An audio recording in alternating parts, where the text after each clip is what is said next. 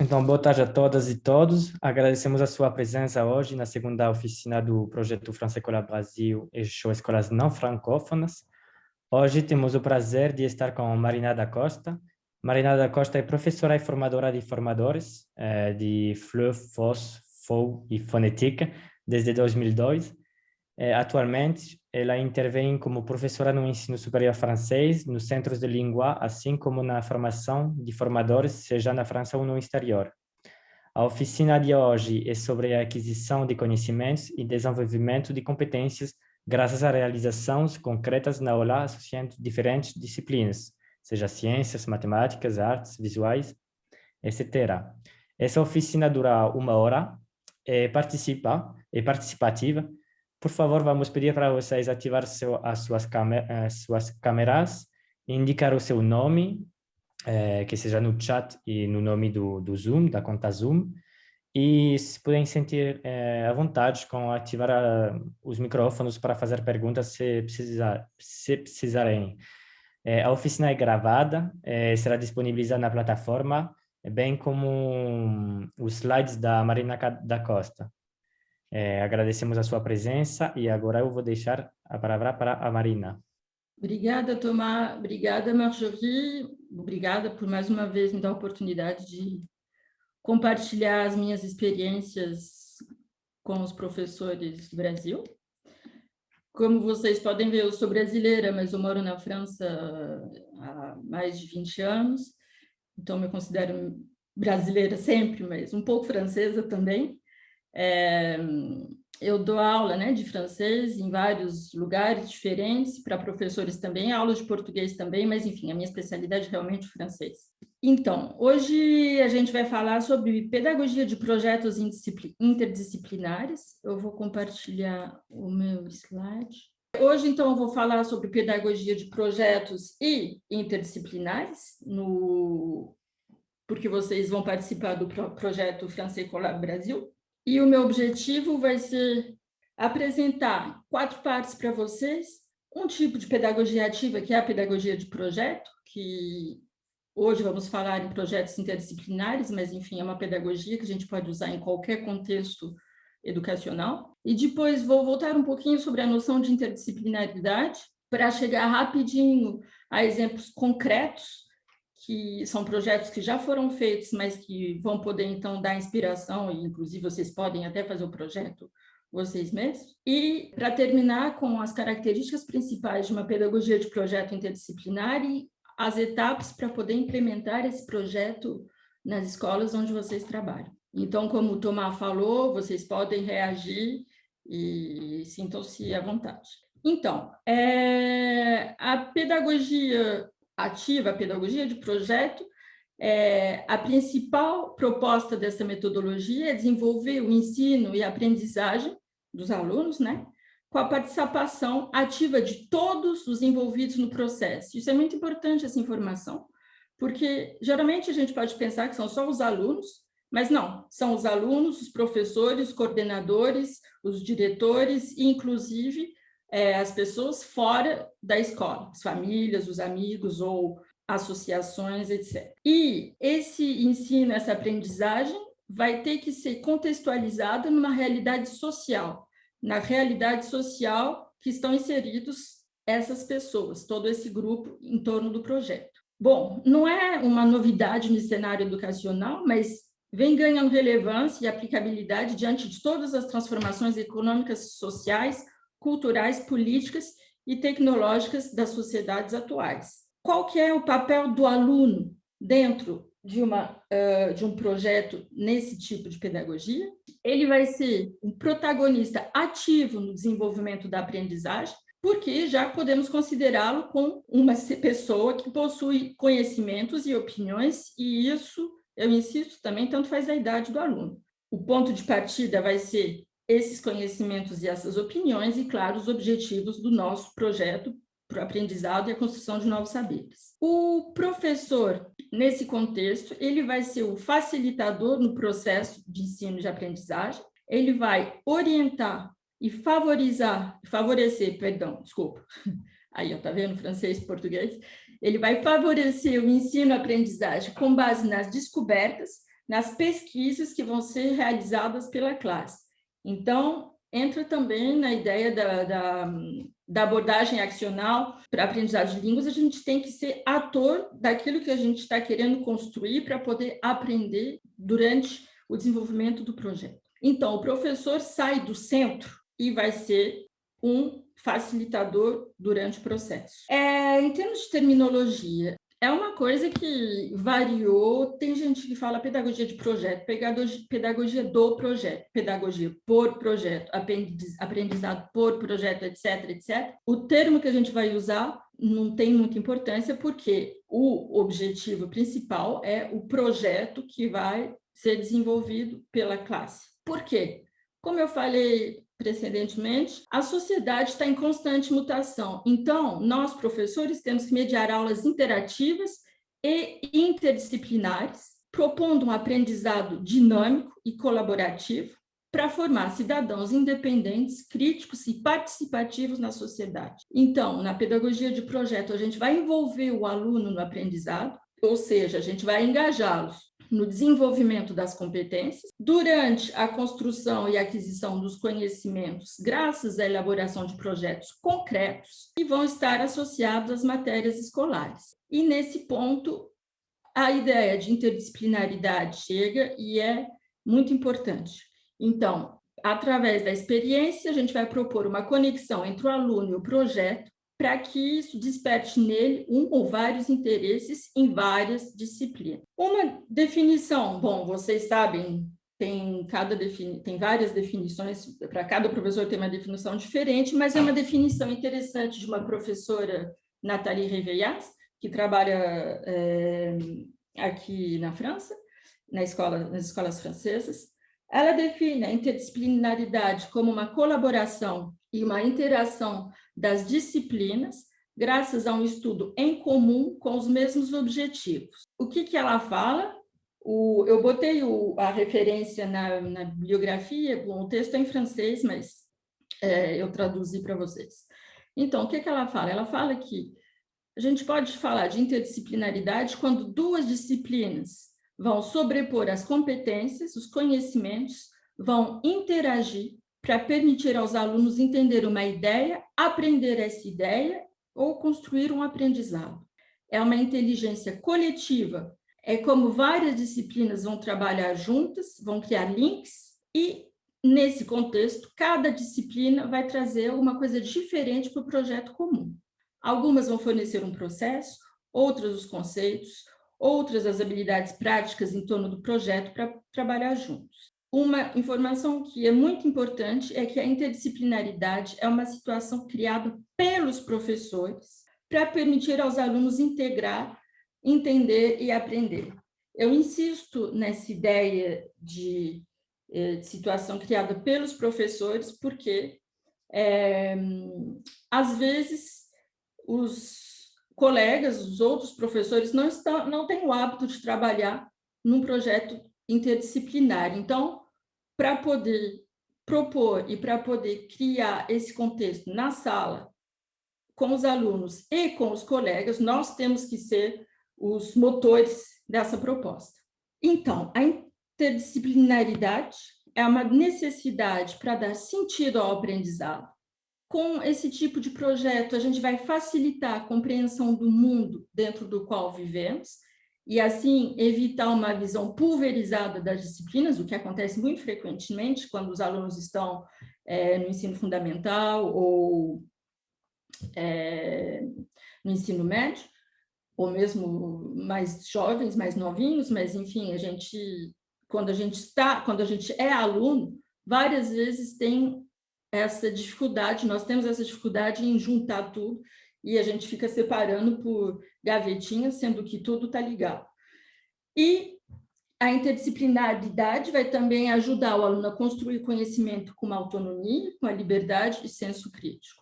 Quando a gente fala de interdisciplinaridade, todas as matérias podem colaborar. Eu botei alguns exemplos, mas vocês veem que tem o etc., é um projeto colaborativo entre várias matérias, eu coloquei ciências, e quando eu falo ciências, em função do nível escolar que vocês têm, pode ser ciências de uma forma global, mas ou então pode ser física, química, biologia, etc, etc. Vocês vão ver pelos exemplos de projetos que eu vou mostrar. Educação cívica, educação física, geografia, história, artes, robótica, ilimitado.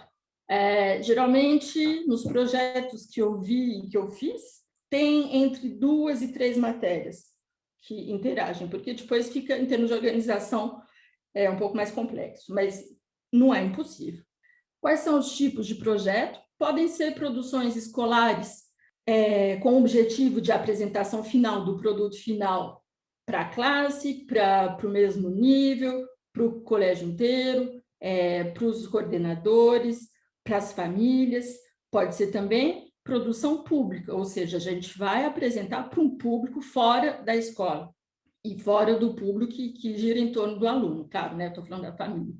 O que é importante é que o tempo que dura e o tamanho do projeto vai depender do tempo que vocês têm, em termos de horas de aula, e do material que vocês têm.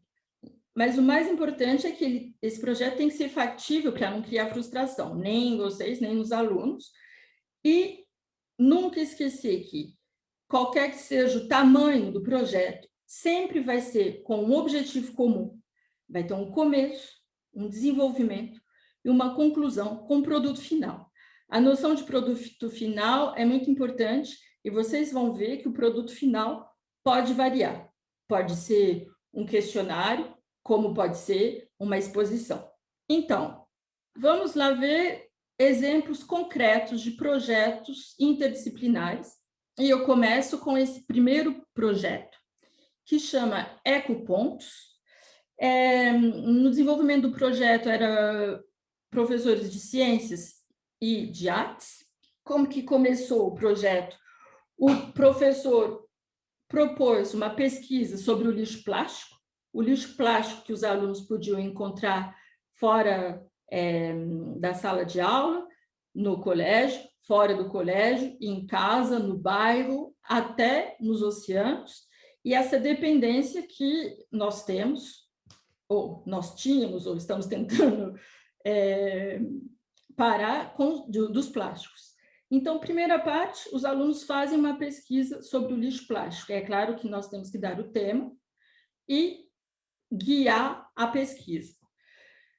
Segunda parte do projeto foi a coleta do lixo na escola, e daí os professores pediram para os alunos analisarem e categorizarem quais eram os objetos mais encontrados nos lixos da escola.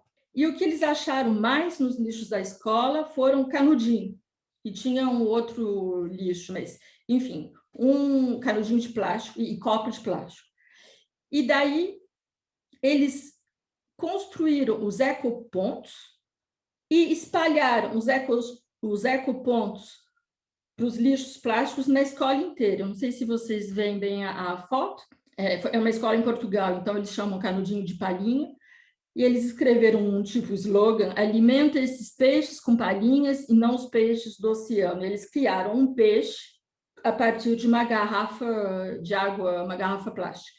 Então, primeiro projeto que eu mostro, um resultado concreto. A apresentação final foi uma apresentação pública do projeto. Então, todas essas partes, as pesquisas, o que é o lixo plástico, o que tem, qual que é o percurso do lixo nos oceanos, etc, etc. Vocês podem ver, eu acho, uma outra oficina que eu fiz. Não sei. Sim, Marjot? Não, mas eu fiz em francês, eu acho.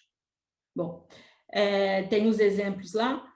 Um projeto que pode ser relativamente curto e com 2 professores, um de ciências, um de artes, e na apresentação final eles apresentaram o projeto com slides e mostraram os ecopontos, fizeram parte dos fotos dos ecopontos espalhados pela escola. Um outro projeto, 100 dias sem garrafa plástica, então o tempo foi dado desde o começo, 100 dias. Professor de ciências e de matemática. Começamos igualmente do primeiro projeto, a partir de uma pesquisa, sempre a parte de sensibilização e introdução ao tema, né? E nessa parte, vocês têm duas possibilidades. Ou vocês propõem a apresentação, é uma aula meio que teórica para os alunos, ou então vocês propõem um caminho, um questionário para que os alunos possam fazer pesquisas na internet ou nos jornais, ou mesmo encontros com especialistas da área, em função do nível dos alunos que vocês têm. Depois dessa pesquisa, eles coletaram as garrafas plásticas que foram abandonadas. Eu coloquei entre aspas, porque isso significa que não que elas tivessem sido jogadas fora assim em qualquer lugar, não. Cada aluno que decidia, bom, vou parar de usar garrafa plástica e vou usar uma garrafinha portátil de água, por isso que eu botei a foto da garrafinha portátil de água. Então, os alunos coletavam essas garrafas plásticas, a escola forneceu a garrafa portátil de água, mas, enfim, cada um, como eu falei antes, cada um se organiza como quiser e como puder. O objetivo final é parar de usar garrafa de plástico com água e usar uma garrafa portátil e sustentável. E os alunos coletaram as garrafas plásticas e eles tiveram que, então, estimar o valor de cada garrafa. Eu coloquei entre parênteses economia, porque, no fim, a gente pediu para os alunos, então, falarem, então, estão vendo? Paramos de usar tantas garrafas e economizamos tanto. A escola que fez isso, bom, esse projeto foi 100 dias, mas eles fizeram várias vezes durante o ano, e a escola, em um ano, de 100 dias, 100 dias, 100 dias, não eram 100 dias seguidos, mas, enfim, vários blocos de 100 dias, digamos, em um ano eles economizaram 5 mil euros. Eu não sei quanto que dá em real, acho que marjou. 5.000 euros em reais. Mais ou menos 35 mil. Mais ou menos 30, é isso que eu ia falar, 30 mil, 35 mil reais. Em um ano de economia de garrafa plástica, porque eles pararam de usar garrafa plástica e começaram a usar as garrafinhas portáteis de água. A apresentação final, como sempre, é importante de apresentar o projeto. E nessa apresentação final, eles apresentaram para a prefeitura da cidade. Eles mostraram a quantidade de garrafas plásticas que eles tinham recuperados, ou seja, que as pessoas tinham parado de usar, e o tanto de dinheiro que eles tinham economizado, e esse dinheiro eles usaram para, acho que fizeram uma viagem no fim do ano, a turma, não lembro direito, mas enfim, faz alguns anos já esse projeto, mas é uma coisa que é relativamente fácil de botar em prática. Um terceiro projeto, que é o projeto Ecoplásticos de Ribeirão, é Ribeirão em Portugal, não é Ribeirão Preto do Brasil.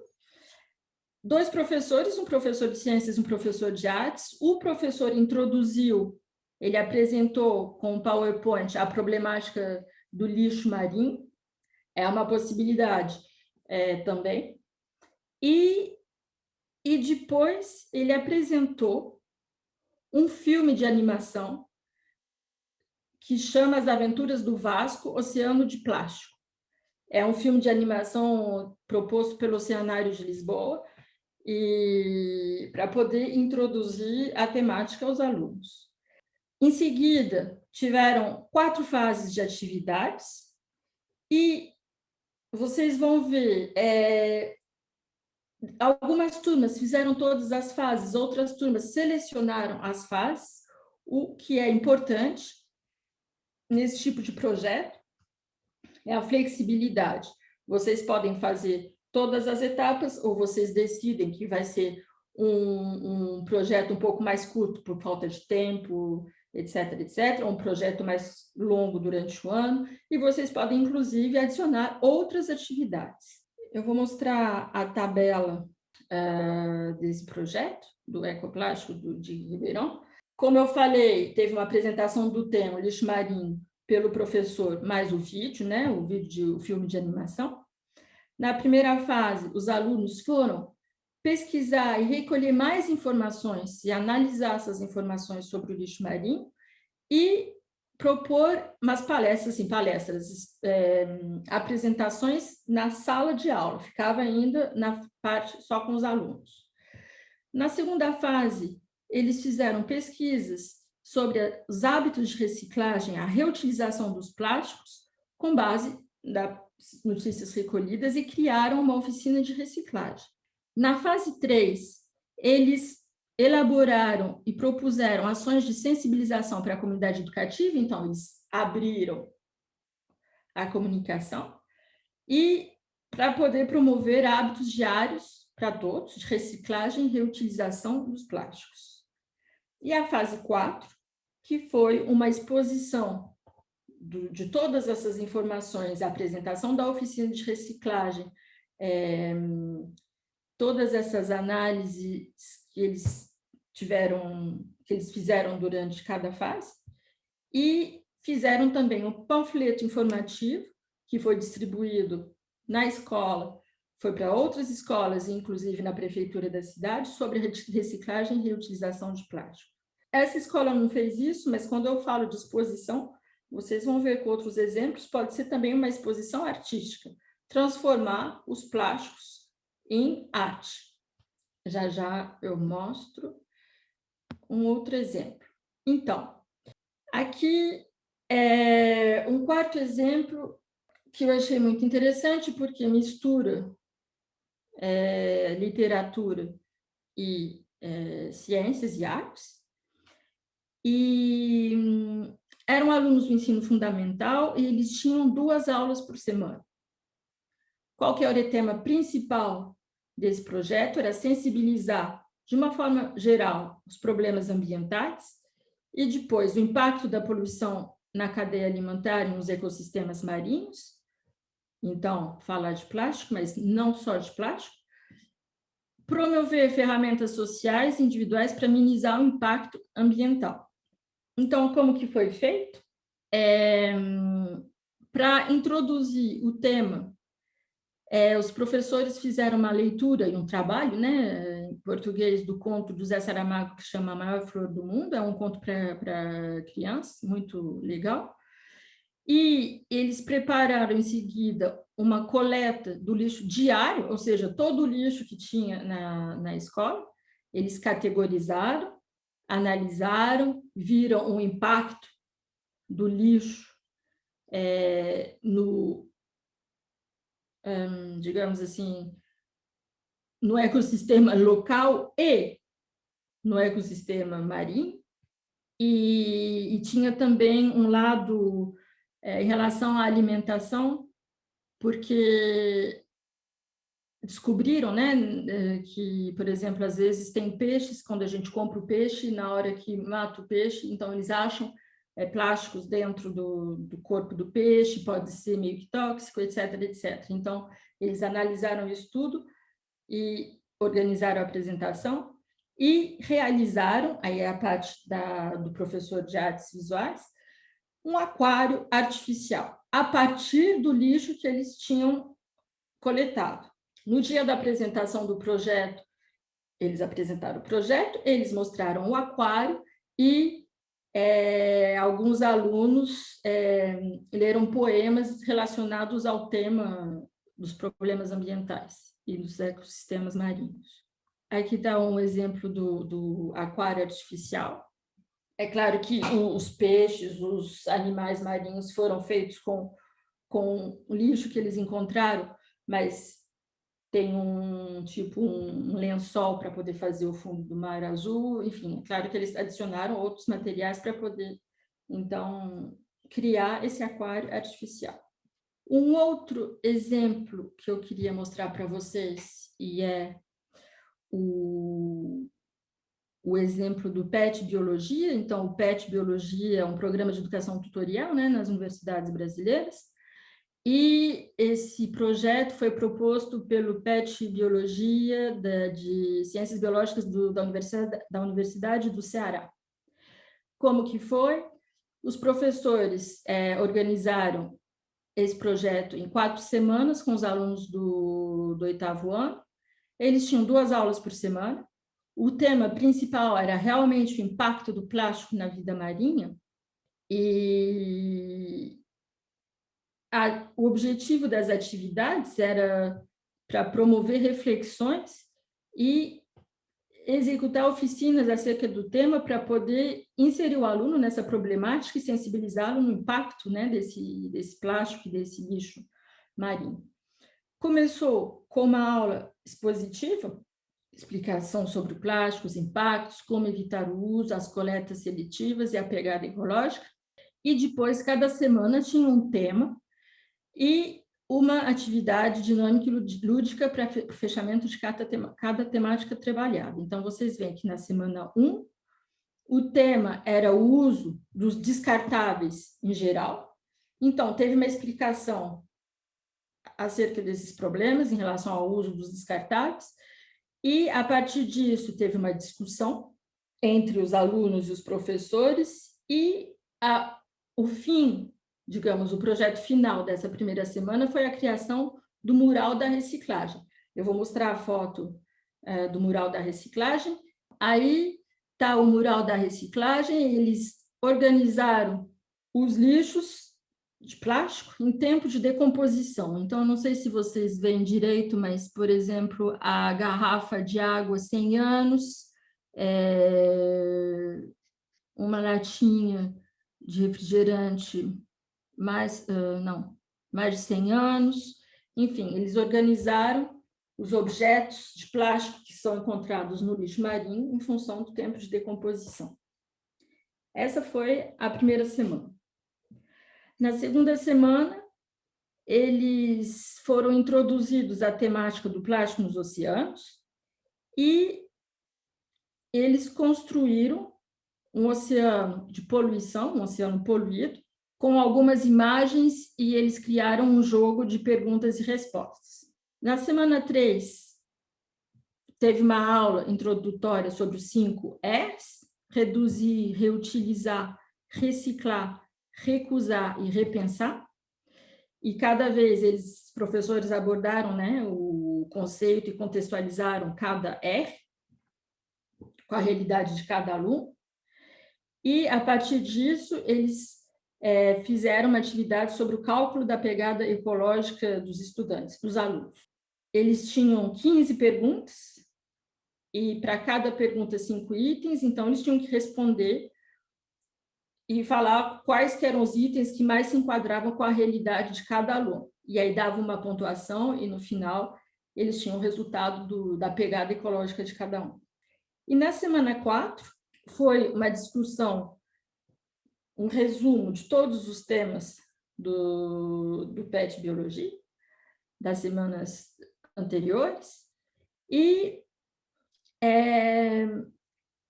eles tiveram que propor soluções, e uma das soluções que eles propuseram foi confecção de brinquedos a partir do material que eles tinham encontrado, né? Reciclar o material que eles tinham encontrado de plástico. Então, vocês veem que esse é um projeto que dura 4 semanas.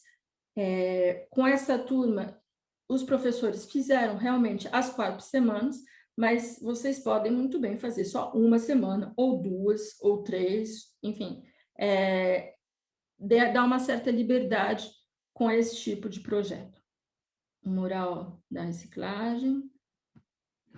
Outras ideias que podem ser um projeto integralmente, sobre a presença e o impacto do lixo plástico nos oceanos, fica só, assim, pedir para os alunos fazerem palestras e ações de sensibilização, infografias, tem várias ferramentas digitais numéricas hoje em dia para fazer infografia. Vocês podem também pedir para os alunos prepararem vídeos. Hoje em dia são 3 sites que eu uso e 3 ferramentas numéricas relativamente fáceis de usar. Vocês têm que criar um script, né, claro, mas depois realmente preencher o espaço. Já tem um modelo, vocês preenchem o modelo e o vídeo de animação sai prontinho. Eu uso bastante Canva e Powtoon. Movely um pouco menos, mas os 3 são super interessantes. Vocês podem também ter como projeto a preparação de quiz, né, jogo de perguntas ou de questionários, E, mais uma vez, que seja à distância ou em presencial, vocês podem usar duas ferramentas que são bem legais, que é o Kahoot e o Quizlet. Essas ferramentas que eu estou falando para vocês, elas são grátis. É claro, né, que se vocês quiserem um desenho melhor ou mais complexo, etc., vocês têm que pagar, mas, enfim, eu não pago nenhum deles, eu uso tudo grátis e realmente dá para fazer coisas bem legais com os alunos. Para poder resumir um pouco tudo que eu falei através desses exemplos e para poder dar as etapas para poder implementar um projeto interdisciplinar, o que é importante memorizar e guardar sempre na cabeça é que na pedagogia de projeto, a principal característica é sempre a intencionalidade. Qual projeto que vocês vão escolher e por quê? Qual que é o objetivo? O que vocês querem que a turma alcance? Quais são os interesses? Vocês conhecem os alunos de vocês, então escolher temas que tragam mais engajamento ou ferramentas que vão motivar e dar vontade aos alunos de participar, mas sempre em acordo com o objetivo final do projeto. Eu falo objetivo final, é o produto final, mas é também o objetivo pedagógico, né? Também é importante entender que esse tipo de metodologia possui bastante flexibilidade.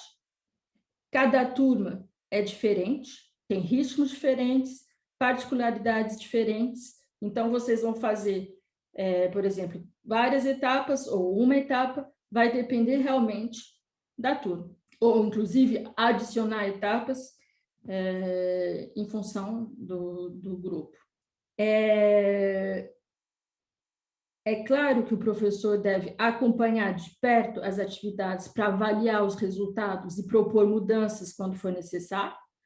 Então, nesse acompanhamento, durante os projetos, vocês têm que, na hora de apresentar o projeto, falar: a gente vai ter um encontro tal dia, todas as semanas, ou de 2 em 2 semanas, de todo mês, em função do ritmo do projeto e das aulas que vocês têm com ele, para poder dar esse feedback, né? Vocês que são os guias, então tem que acompanhar para ver se o aluno está indo para o lugar certo.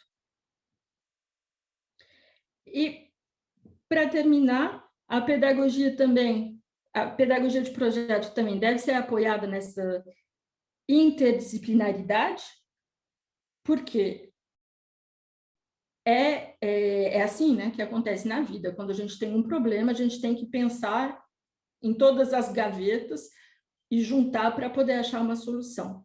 Então, a gente tem que ajudar os alunos, acompanhá-los para que a pesquisa e a aprendizagem seja eficiente, eficaz e perene, para que quando eles saírem da escola, esse método de pensamento, para que isso continue fora da escola. Quando eu falo fora da escola, é quando eles acabam as aulas e também quando eles vão entrar na faculdade ou viver, né? Continuar a vida.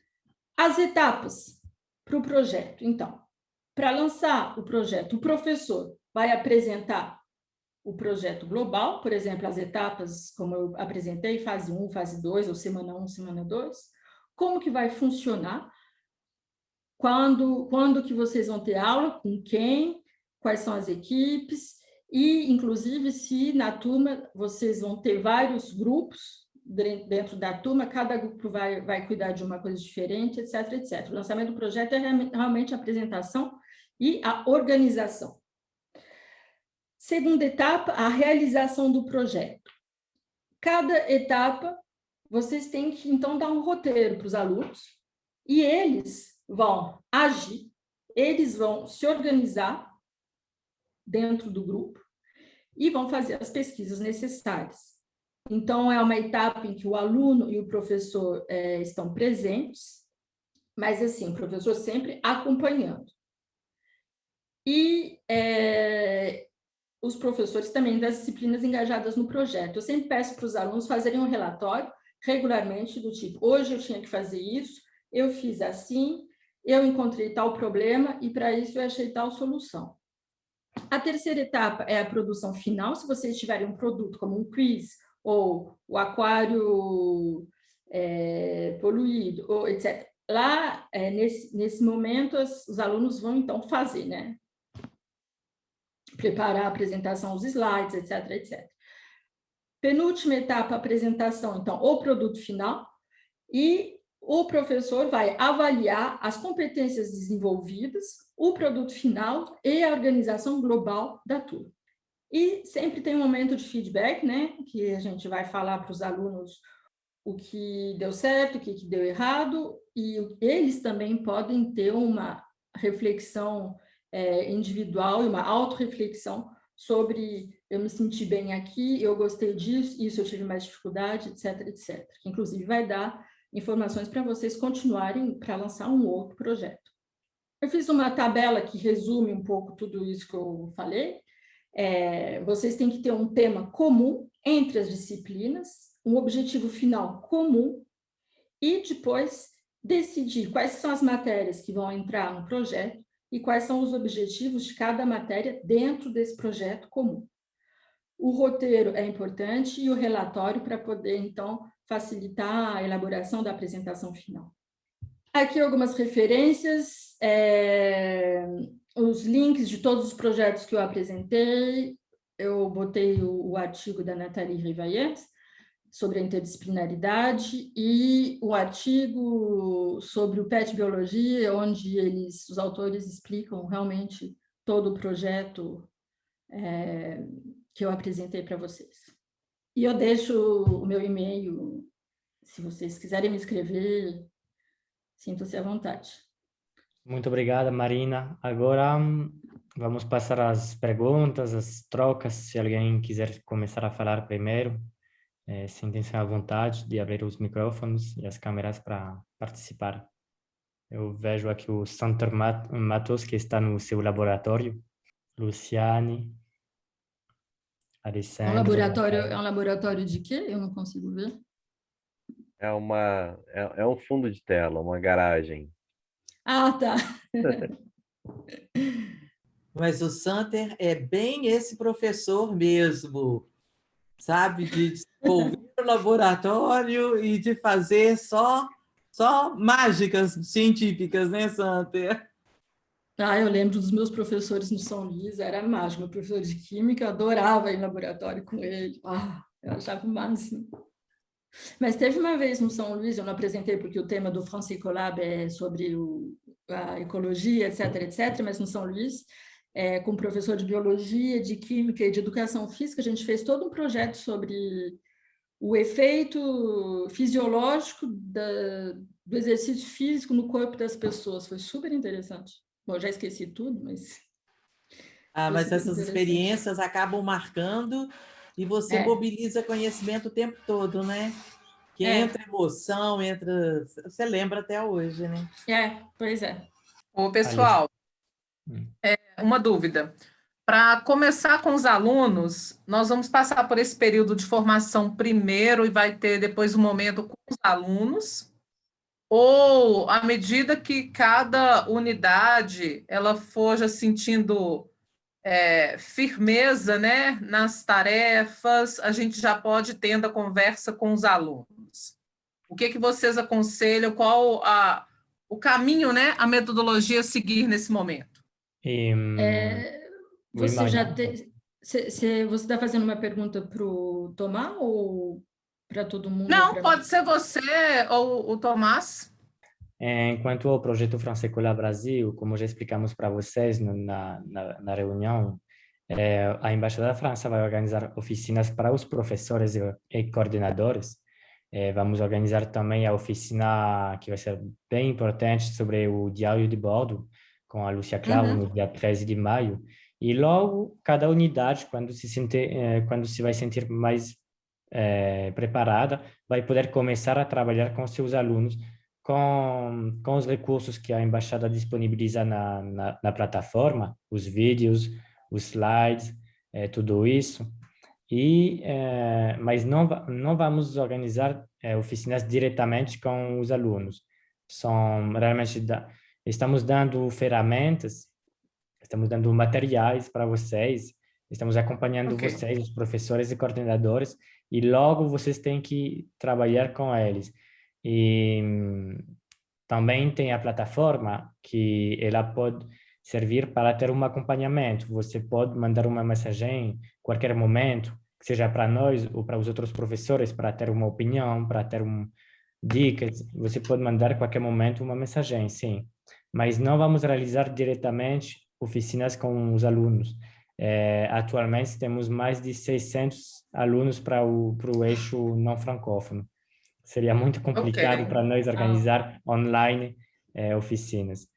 Ok, Mas obrigada. acho que logo depois da próxima oficina, que vai ser no diário de bordo, que realmente vai ser o ponto central do projeto, vocês já vão ter mais ideias para começar as atividades com seus alunos. Uhum.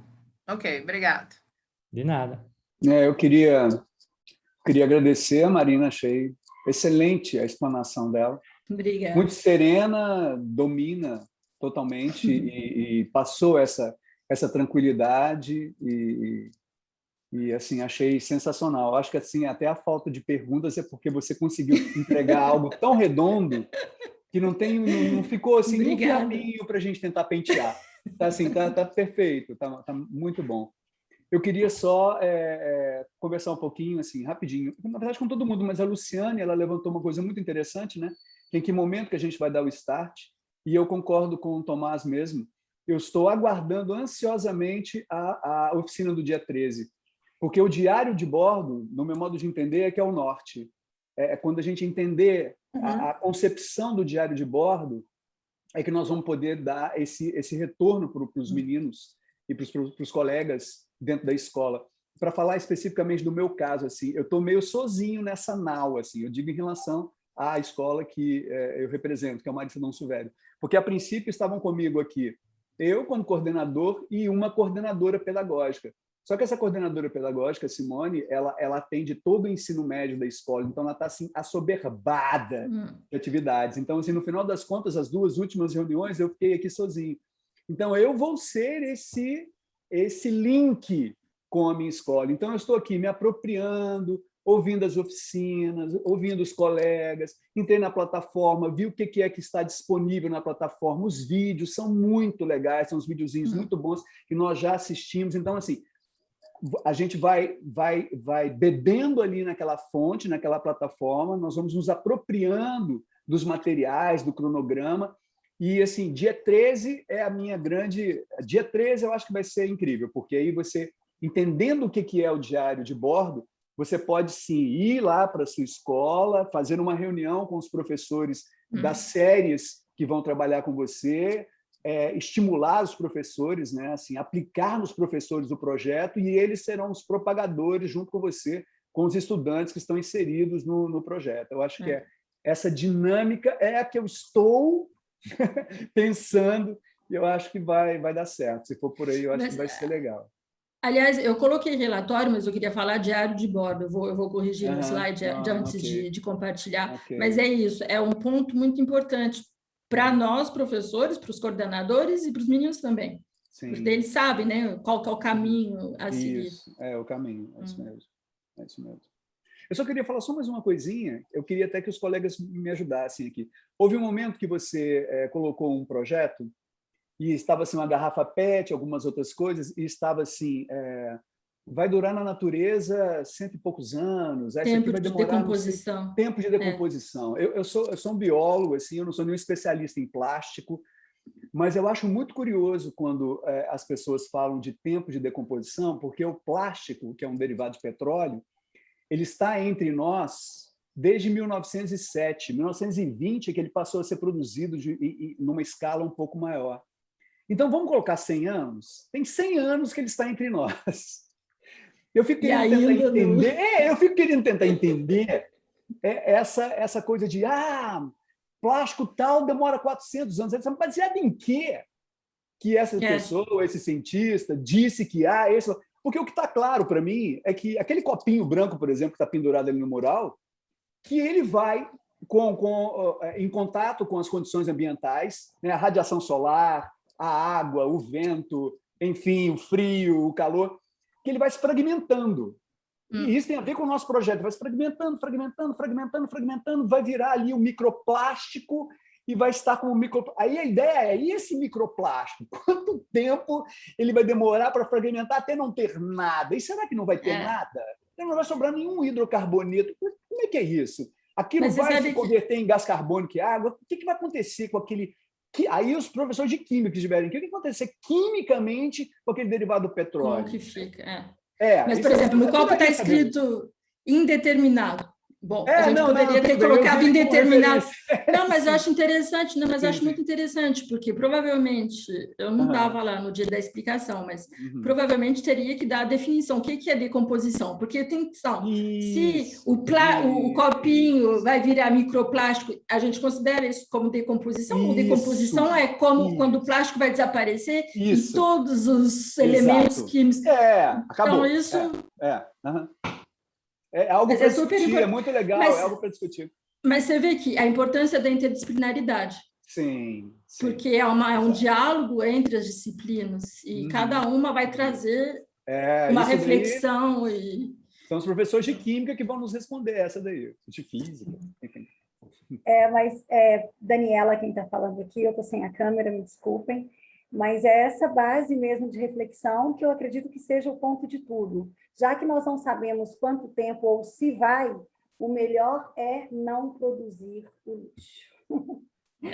Na verdade, produzir o menos possível. É a conclusão perfeita, né? Sem dúvida. Mas eu acho que também teve todo um movimento, porque quando eu estava na escola, a gente não falava, isso vai demorar 100 anos para se decompor. Mas eu acho que com todo esse movimento e esse interesse pela ecologia, é para dar uma medida, uma ideia, para poder, então, dar uma ideia para as pessoas, olha, isso aqui você tem 10 anos, mas leva 100 anos. E quando uma pessoa tem 10 anos, você fala 100 anos, é quase que a eternidade, né? A eternidade.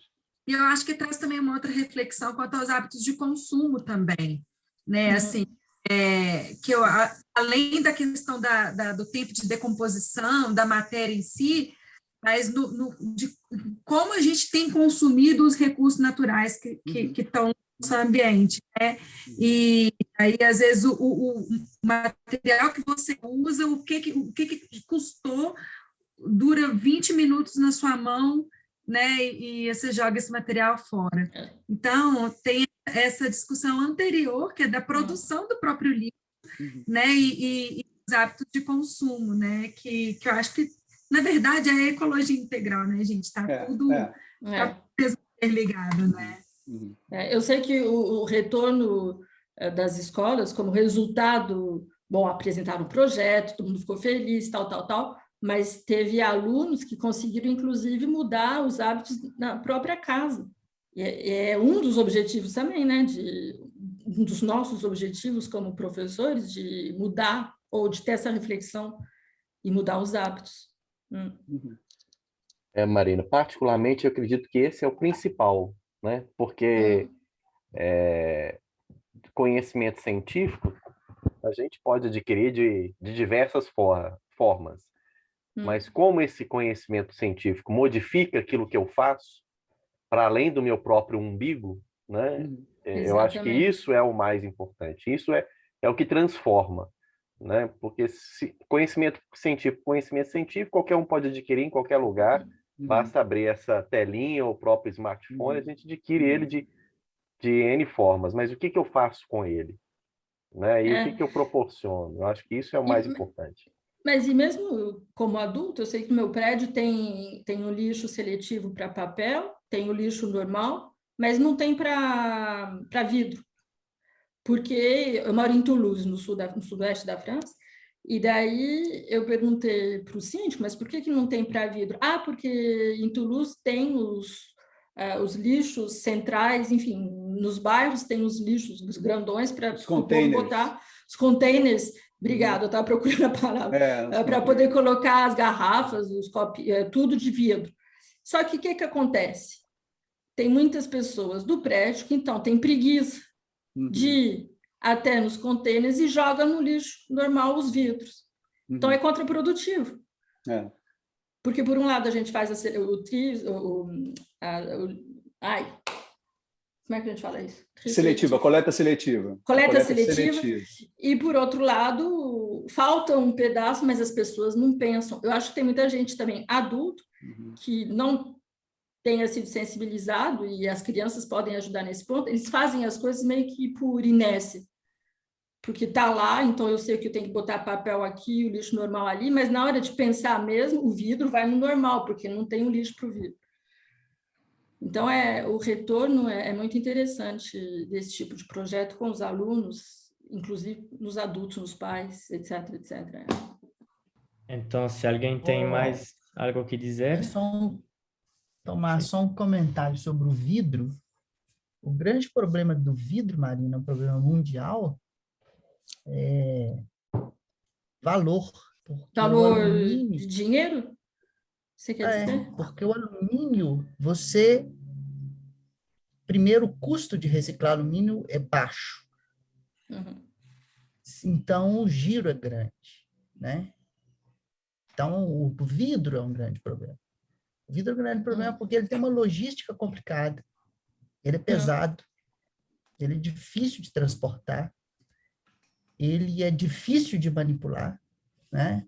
Uma trituradora de vidro custa caro. Aqui no Brasil, a realidade nossa de falta de recurso é muito grande. Para você ter uma ideia, os vidros, quando recolhidos nas associações de catadores, são colocados em caçambas. O cara entra dentro da caçamba, mal carroçado, às vezes não tem nenhuma bota, e ele sai quebrando o vidro com uma marreta ou um pedaço de pau, porque as empresas compram o vidro só quebrado, não compram ele inteiro.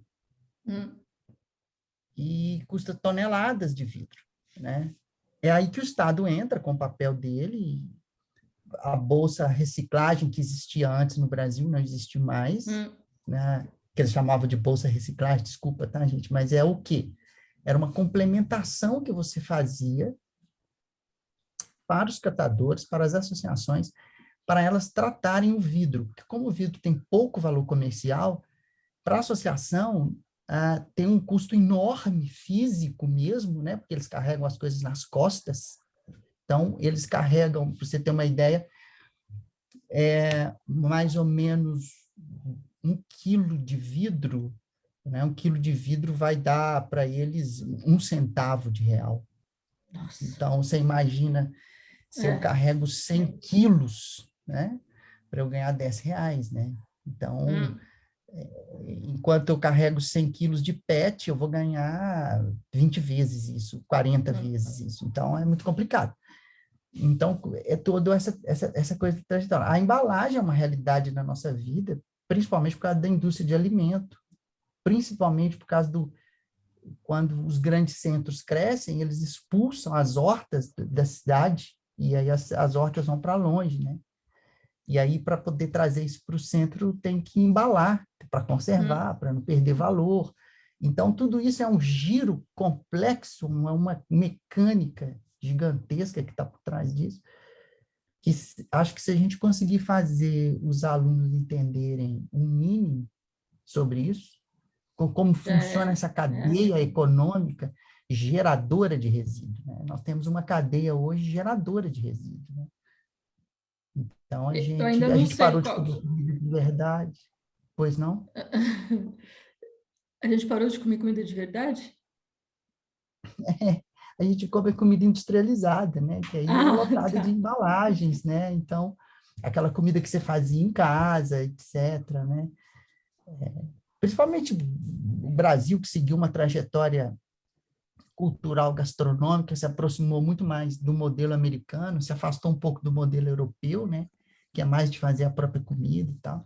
Então, tudo isso é gerador de embalagem, tudo isso é gerador de resíduo, e que a gente não está tratando, né? A gente não está sabendo tratar nem a origem disso, e nem os efeitos disso também, né? A gente está num total limbo, assim, sem saber o que fazer. Mas você sabe que aqui nos supermercados, em vários supermercados, tem toda uma intenção de criar lugares com sem embalagem plástica, você se serve, etc, etc. E com o Covid, o que aconteceu? Os supermercados começaram a reembalar individualmente as coisas, porque as pessoas não queriam tocar, ou se tocava, não queriam comprar, etc, etc. Então, eu acho que a gente está num limbo duplo hoje em dia, em relação ao plástico. É verdade.